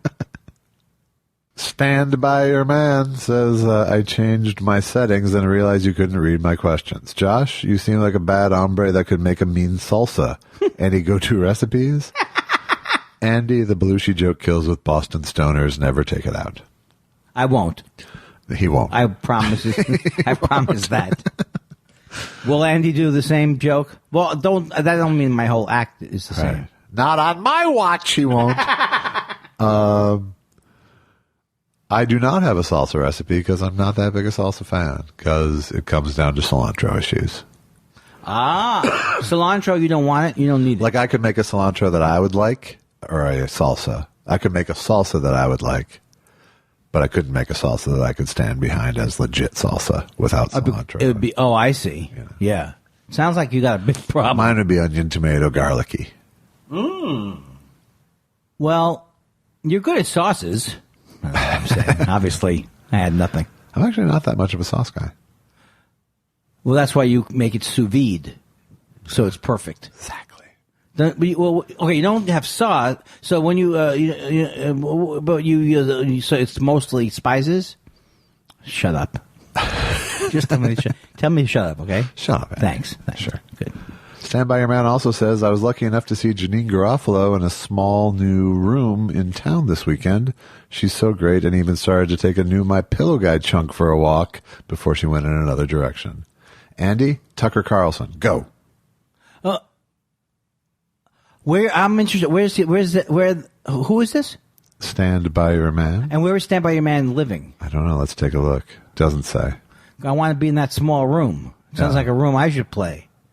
Tucker Carlson is, I think, one of the worst human beings. He's as bad as Mike Pompeo and all of these people who are evil people. He's worse. This is the who's worse than Mike Pompeo. I don't think Mike Pompeo thinks he's evil. Tucker Carlson knows he's evil. Oh, and that's enjoys true. it and relishes it. That's probably right. I truly believe that. He's a psychopath. Yeah. He's been terrible for so long too. He's Stephen. What's his face? Colbert. No, White House employee. Stephen Miller. He's Stephen Miller in a wig. He's that horrible a person. I think he might be worse than Stephen Miller. They're both again, terrible. Again, he's you know. Stephen Miller's at least he's. Well, Tucker Carlson's doing it with a megaphone. Yes, and loves being racist. He's horrible. Awful person. The whole network is bad. What have you heard? Hey, newsflash. There isn't any. Get it? Yeah, I do. Good. Because they don't do news very well. Is that what you're supposed to do? You're supposed to explain it afterwards? Yes. Okay. Kenny Loggins III says, we need a segment of Andy reviewing a new horrible TV commercial every week. I think that's happening. And love the Trivago hate on today's episode. Have you seen the muffins that I referred to last week? No. So all he's got is muffins, right? He's just got a big plate full of muffins. And one of them I noticed today has pancake on there. But it's all carbs. It's all carbs, Andy. And they're all acting like, what? What? Are you what? Who's the target audience for Trivago? People traveling. Oh, okay. Makes sense. Something went out of business today. The world's oldest travel agency. Yeah, it stranded like 9,000 people around the globe too. And it was like Thomas Cook, something like that. I didn't even think and it was. They had their own airplanes and their own boats and stuff, and it's bad. Oh, it's hilarious bad, but it's bad because they were literally. We went out of business, and we're not even partners really with anybody who we can throw it off to. Pretty much, yeah. It's so funny. I don't know either, but because it's got that British refinement to it. Isn't it like a British thing? Yeah. It's like 190-year-old travel agency or something. Well, don't worry. I booked it through Thomas Cook. Right, we're solid. Well, it's sad that Thomas Cook's out of business. Meanwhile, Cheapo Air is cleaning up. Maybe. I don't know. That deserved like a long, uncomfortable silence, I thought. Heant says, I'm leaving for a 3-day, 2-night business trip. Speaking of travel, stay away from Thomas Cook. Don't. Where my company makes me share a room with a stranger. How would you lay down the ground rules to your roommate if you were Dennis Miller? Oh, it's nice. I love working. Hey, we're going to have to get a few things straight here, Ben. I just was saying hello to you. It's nice to meet you, but it's time to lay down some law here. Oh, okay. A few Hammurabi's code, if you will. First of all, the remote is mine, Cha-Cha. Can't split it? No. I'm the headliner. Headliner gets the remote. And lay off the magic fingers. Choo-choo. Because we're in a hotel in 1979. Cha-cha. Ching, ching. Well, I've only been with you a couple seconds, Dennis Miller, and I feel like committing suicide. Is this what you normally do? That's sort of my plan. That's why I get the room to myself. Ooh. I put you on a room service tray outside the door and hope they take you away. Hey, the problem with your Achman's razor is stubble. It's not Achman's razor, right? It's like Occam's. Yeah. Well, we nailed it. I didn't really do that well. I You know what, though? apologize. Well, they ask a lot of you. They do, but I feel like I got nothing else to bring to the table. Larry Harold says, Gents, as a child, did you have an imaginary friend? Yes, Hitler. And do you have any now? Andy. See? I'm trying to think. I never did have an imaginary friend. I had stuffed animals that I would talk to, but didn't think they were talking back to me, really. I have a memory of either having an imaginary friend or having a friend who had an imaginary friend. So, that's great, right? I nailed it. Your imaginary friend said, No. I don't want this anymore. They broke up with you. Imaginary friend. He called me a fraud for even trying to conjure him up. Right. Can you introduce me to Timmy? He said.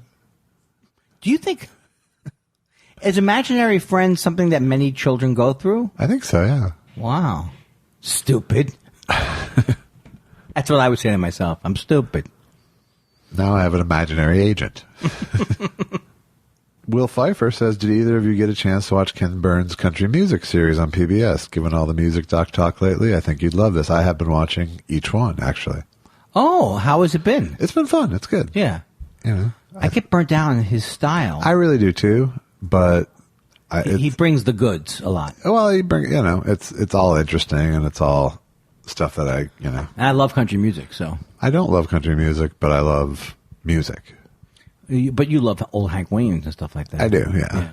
I can't help it. No, I kind of like each person individually. Yes. But the whole thing is The whole thing doesn't. I just feel like there's no place for me there. But Yeah.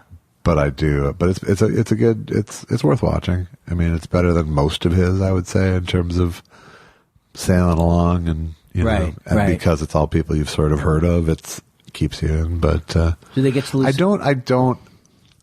The fact that his style has not changed in 25 years, Yes. though, is frustrating. To Right, me. Like, right. it's just, how.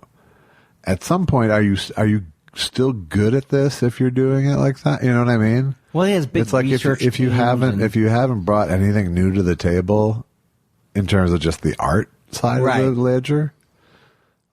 Like what? So what? You're a good researcher? Like what? Yeah. What? How are how could this not direct itself? I think he If there's thinks a that it script. does direct itself in a Yeah. way. I think what he thinks is like, I knew it was a compelling story, but until I delved in. But until I pushed in on this photograph, Was he one of the first pushing in the photograph people? yeah, Yeah. the optical push was a Ken Burns, but it's the same. It's like aside from aspect ratio and television changing, Yeah. there's no difference from baseball to country music. And it starts to get, It's monotonous. And It's Peter monotonous. Coyote is, is he always the host? always the narrator, almost always. Oh, man. And I like Peter Coyote, but why keep making the same thing? Right. Because I don't think he's, well, I know from my friends who. I just don't like. Why is that fun? Because. Why is it fun to keep making the same thing? Yeah. I think he's. I came up with this I don't know if it's a joke, but it's like eventually there'll be Ken Burns on Ken Burns documentary. Yeah. What Ken was the Burns? joke? I haven't. You said you had a joke. No. I thought there was something funny about it. Ken Burns on Ken Burns. Yeah, no, you said joke. You didn't say it, so it makes you smile crookedly. Seth Dick III says, I recently saw Gabe Kaplan at a Vegas poker table, and we got to talking. Uh-oh. He said that James Mason loved Cotter, as Mason called it, and was set to play Barbarino's father Right. before John Travolta left the show. Was Gabe pulling my leg? He might have been. Well, it's a funny story, actually. It's no one ever anticipated the success of Saturday Night Fever. So I was all set to play Mr. Roy Barbarino, and John up to leaves the show. What could I do? It left you in limbo. I wasn't going to play the uncle of Bo, who replaced him. No. Who's Bo? Exactly.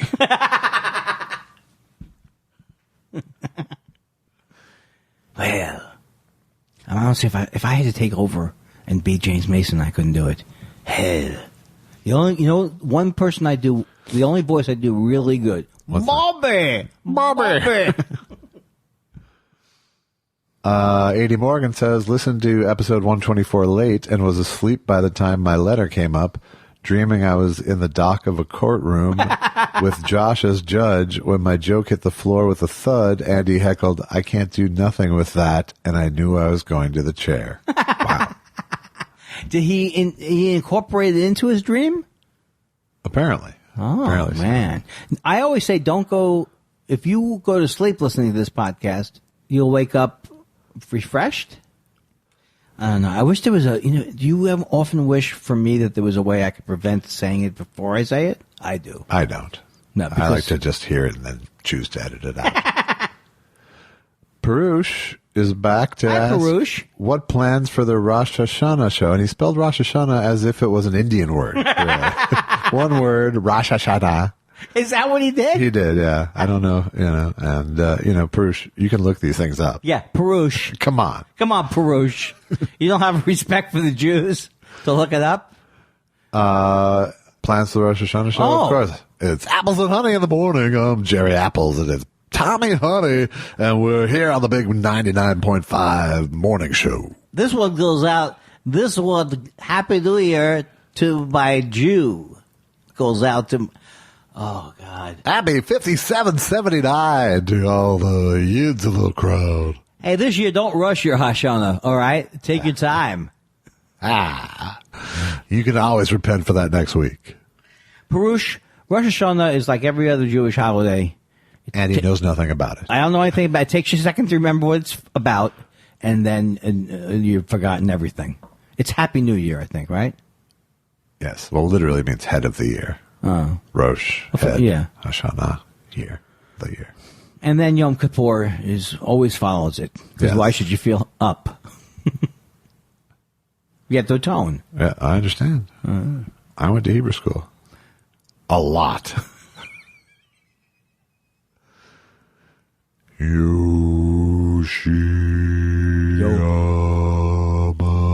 Yoshi Yamamoto, Yoshi Yamamoto, Yoshi Yamamoto, Yoshi Yamamoto, oh, Yoshi Yamamoto, Yoshi Yamamoto, Yoshi Yamamoto, Yoshi Yamamoto.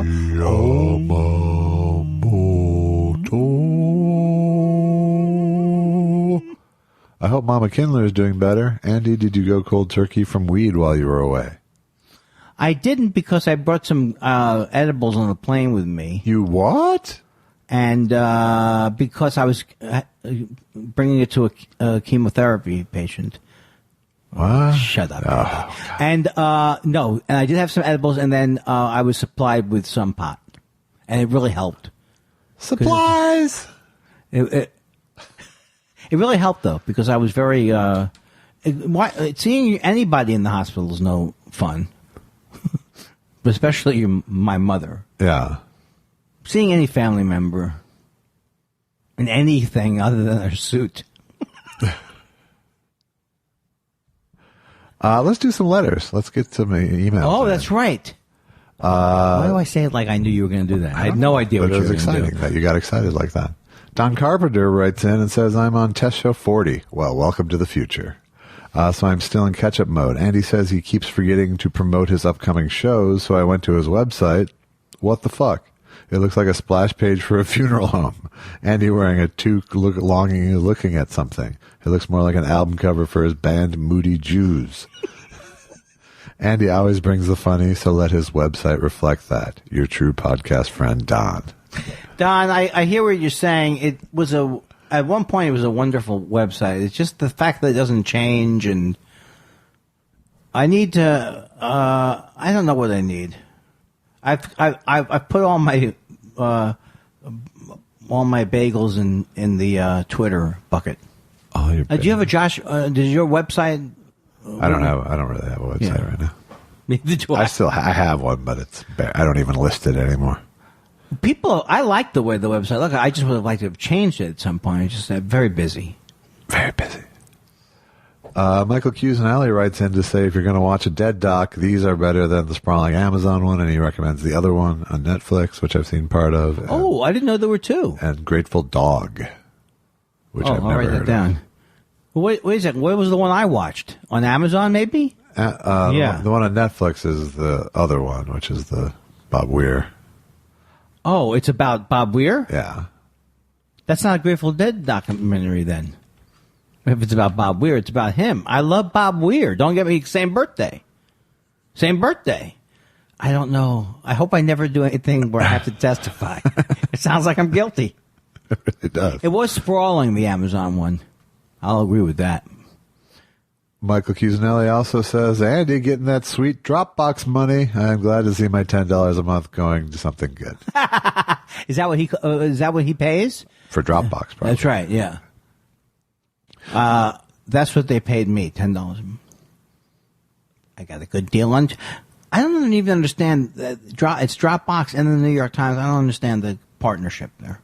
I don't either. Yeah. But, they'll take the money where they can get it, I think. By the way, Dropbox, if you have to drop something into a box, I recommend it. M. Ledsome. Hi, Em. Hi, J. Elvis and Andy. I wanted to ask you guys a question about an idea I had for staging The Merchant of Venice. I'm not sure if you know the play in depth, but it's as anti-Semitic as you would expect from an Elizabethan play. Nevertheless, there is some positivity and balance in parts. I'm planning on directing the play later in the year, and was thinking about how I might manage the balance of the comedy, which the play is, and the nastiness. Anyway, I thought whilst I was reading through that if Shylock were a Rufus T. Firefly Groucho type character, it would give him a more powerful energy and reframe the play. I asked a friend's wife, he's a Shakespearean specialist, she's an actress and Jewish. She said she would find it offensive, but wouldn't say why. I wondered what you guys thought. Thanks as ever for spiraling and being awesome, man. Well, thank you for that letter. I don't, I was supposed to have read Shakespeare, but I don't remember, I didn't read, I took a class in it even. But, so I don't really know why is it, I didn't know many Elizabethan plays were basically anti-Semitic. Many Elizabethans Were well, I'm learning that everybody was anti-Semitic. Right. So is he the pound of flesh guy? Mm-hmm. So do you know about the play? A bit, yeah. Okay, now what was Shakespeare saying? Was he trying to make an anti-Semitic play? I think he did make an anti-Semitic play, but I think it's still a good part. Responding specifically to your question, I think that making a Jewish caricature out of this character is exactly the wrong way to go. Oh, because what the actor brings to the part is the humanity, and that's what makes people. That's what makes you conflicted about Shylock. Yeah, because he's kind of a horrible person. Is he the guy? If you cut him, does he not bleed? Yes. Is that from that line? Is that from that thing? If you cut me, yes. Okay. Yes. And what is the pound of flesh? The pound of flesh is his price for lending someone money. In this case, a rival of his comes to him looking for a loan. A rival who's badmouthed him and undermined his business by lending without interest. And basically an enemy of Shylock comes to him needing money. And and he berates him for charging interest, essentially. And he goes, yeah, okay, I'll give you the money. But if you default on the loan, you owe me a pound of flesh.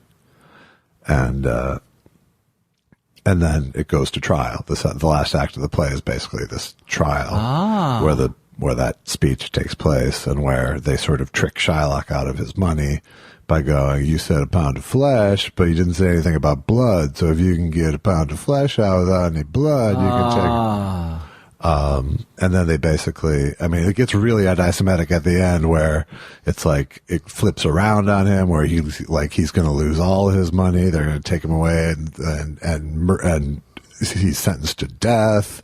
And then they reprieve his death sentence if he converts from Judaism. It's like, wow. Yeah. So it becomes that, it gets mostly when literally his life is saved by, they propose that his life be saved by renouncing Judaism.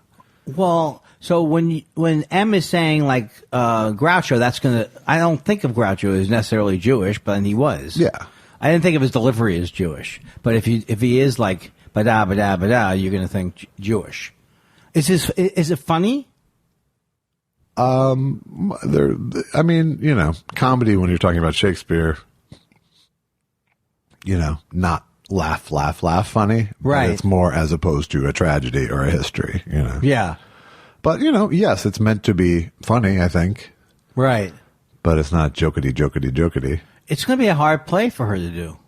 Well, it's been done for 500 years, so there's some precedent. But nobody's complained. But I don't. But I think that you undermine the purpose of the play. You undermine the character of Shylock by making him more of a caricature in any way. The way that character is interesting is because you have to see the humanity in him, because you are questioning: is he a bad guy or is he the victim? Right. I can't weigh in, but I would say. It sounds like it should be more of a, I don't know, regular? I don't know. Well, I don't know. It's just, what makes it a good part is making it three-dimensional. Yes, that makes sense. And making it two-dimensional from the outset hurts it, I think. Yeah, I agree with you. But I wish I wish you all the luck with it, and I'm a Jew. And if you need any Jews to endorse it. Steve Kowalchuk says, I heard his subject is Genesis auditioned James Mason to replace Peter Gabriel in 1975. That's not true. I heard that you have a tape of this audition. What does it sound like? Can't wait to hear Andy and Josh think of Don't Look Back. What Andy and Josh think? Well, that was last week. Oh. Or 2 weeks ago. The Dylan thing. We enjoyed it. This is how far I'm going back in the mail. Ah. I don't know. What's a Genesis song? From the 70s. They did. I always mix them up with Peter Gabriel songs. Right. In Your Eyes was Peter Gabriel. Yeah, and also Higher Love is Peter Gabriel. No, that's Steve Winwood. It's Steve Winwood. All right, sorry, I can't help you. I don't know Genesis at all. They have to have had a good I know song. like their later songs, and I know like I can something from Three Sides Live I can conjure, but are they a bad kind of a horrible But I can band? only think I can mostly think of Phil Collins singing more than Peter Gabriel. Was he in Genesis? Phil Collins? He was the drummer. Yes. Yeah. What's your take on Phil Collins' the solo career? It's miraculous.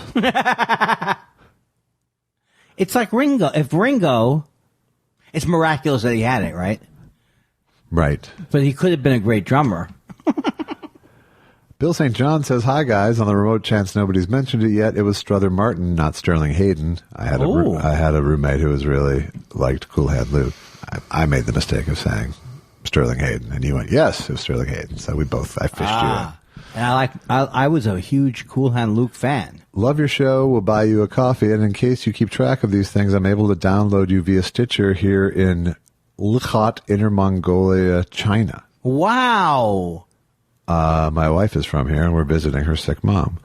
I won't dump a lot of travel notes on you, but I will mention I have not seen any anti-Americanism. That's good. New York Yankees baseball caps are big here, and occasionally you'll see a T-shirt with some American reference. For example, USA, an eagle, U.S. flag.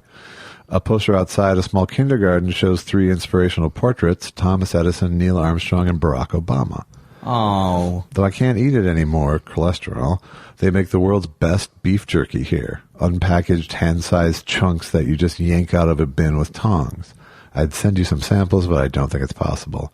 Final tidbit, grocery stores' beer aisles look a lot like ours, but with mostly different brands. There's a mildly alcoholic carbonated fruit beverage with a rooster on the label. The beverage's name is a synonym for rooster. Not being a prude here, I just don't know who's reading this. I bought a couple bottles, still unopened, but I do plan to drink them. Cool. From a glass.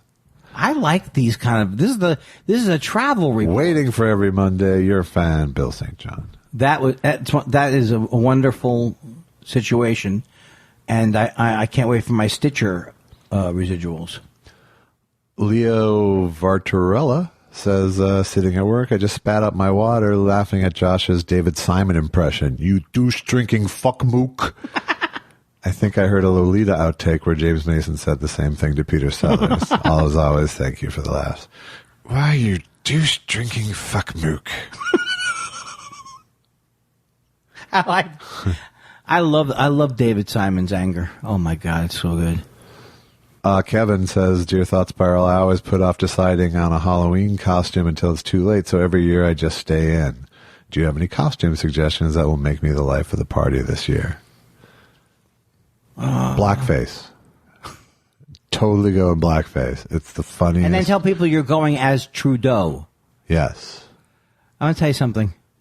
I don't get how he did it, and I'm glad he apologized for it. I would go as a... what's scary? Go as Stephen Miller. That would be really scary. It would. Yeah. And you'd have to shave your head, which is fun. I say stay in. William Meldrum, I'm not sure what show he's referring to here, but he says, just wanted to let you know that in my humble opinion, last week's episode was flat out flawless. Thanks for the wonderful entertainment. Every other podcast seems pedestrian by comparison. Cheers, Bill.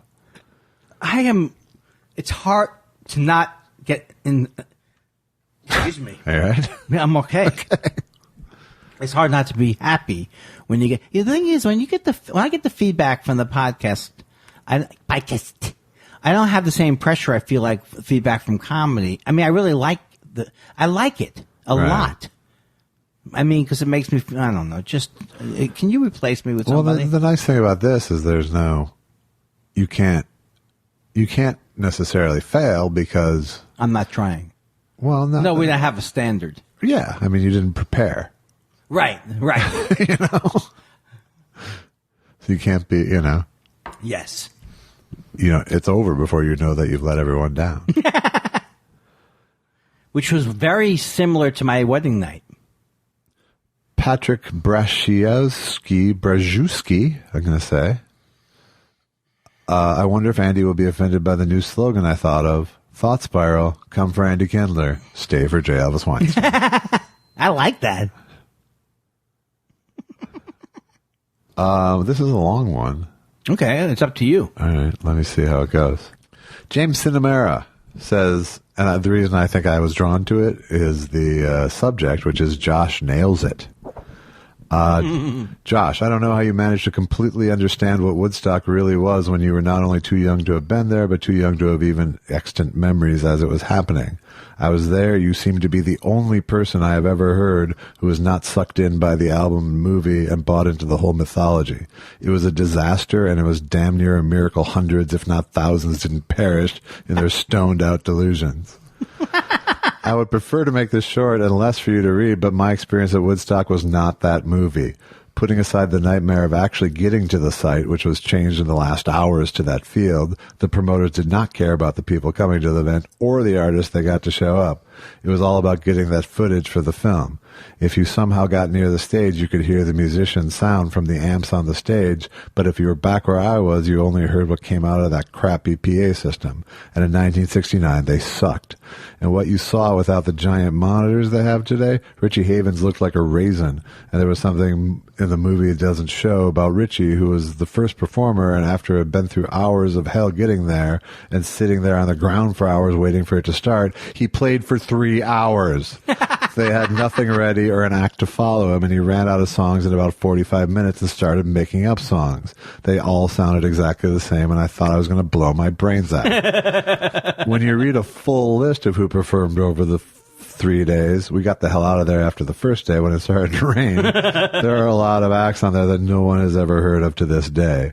If you didn't make the cut of the film, it was like you didn't exist. And there were artists like Neil Young who told them he refused to sign any release for that film, so they shot around him. Most of the artists hated it and couldn't wait to get out of there. No toilets, no running water. As if it wasn't for the townspeople, many who kept their hoses running so we didn't die of dehydration, I don't know what would have happened. And how did we thank them? Cut off limbs of their trees, carve hash pipes we sell for $5, and trash their properties. Baby boomers, the entitled generation. That phony social revolution I was totally captured by was over in 10 years, and the backlash, Reagan and the silent majority, have plagued the nation since. That $21 trillion in debt is us. I have seen the enemy, and it is us. As my friends and I were sitting there marveling at that massive humanity and all our generation, I turned to him and said, these people will be running the country one day. And without turning or even a blink, he said, we're doomed. You nailed it, Josh. It was a concert, a badly planned concert that would have been a catastrophe and was only pleasurable if you scored a lot of drugs or a lot of pussy. And there is one other thing the record and movie cannot convey: the smell. Thanks for letting me rant. And nice going figuring out the real story instead of the mythology, Jim. All right. I think we have to close on that. That was the best. Thank you, sir, for that. That was great. It made me hate the 60s now. I Good. Finally. Welcome aboard. All right. Well, thanks for coming. Oh, I want to list. That's right. I want to thank this week's subscribers to the show. We've got a few new ones. Give me one sec here.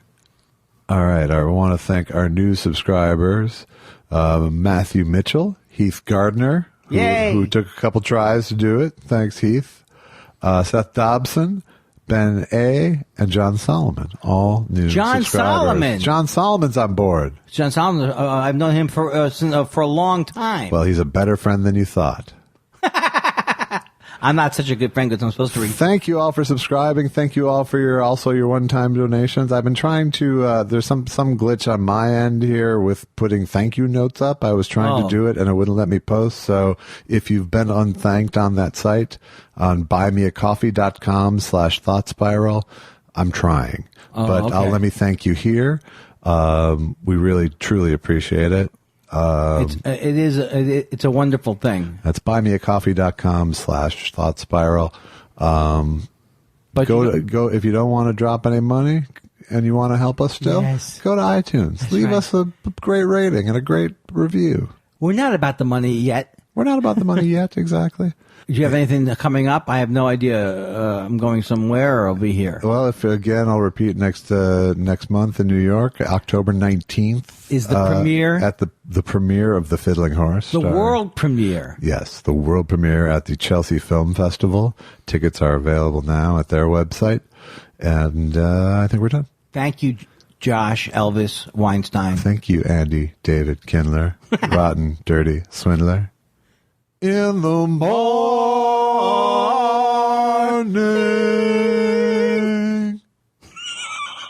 Cha-cha-cha.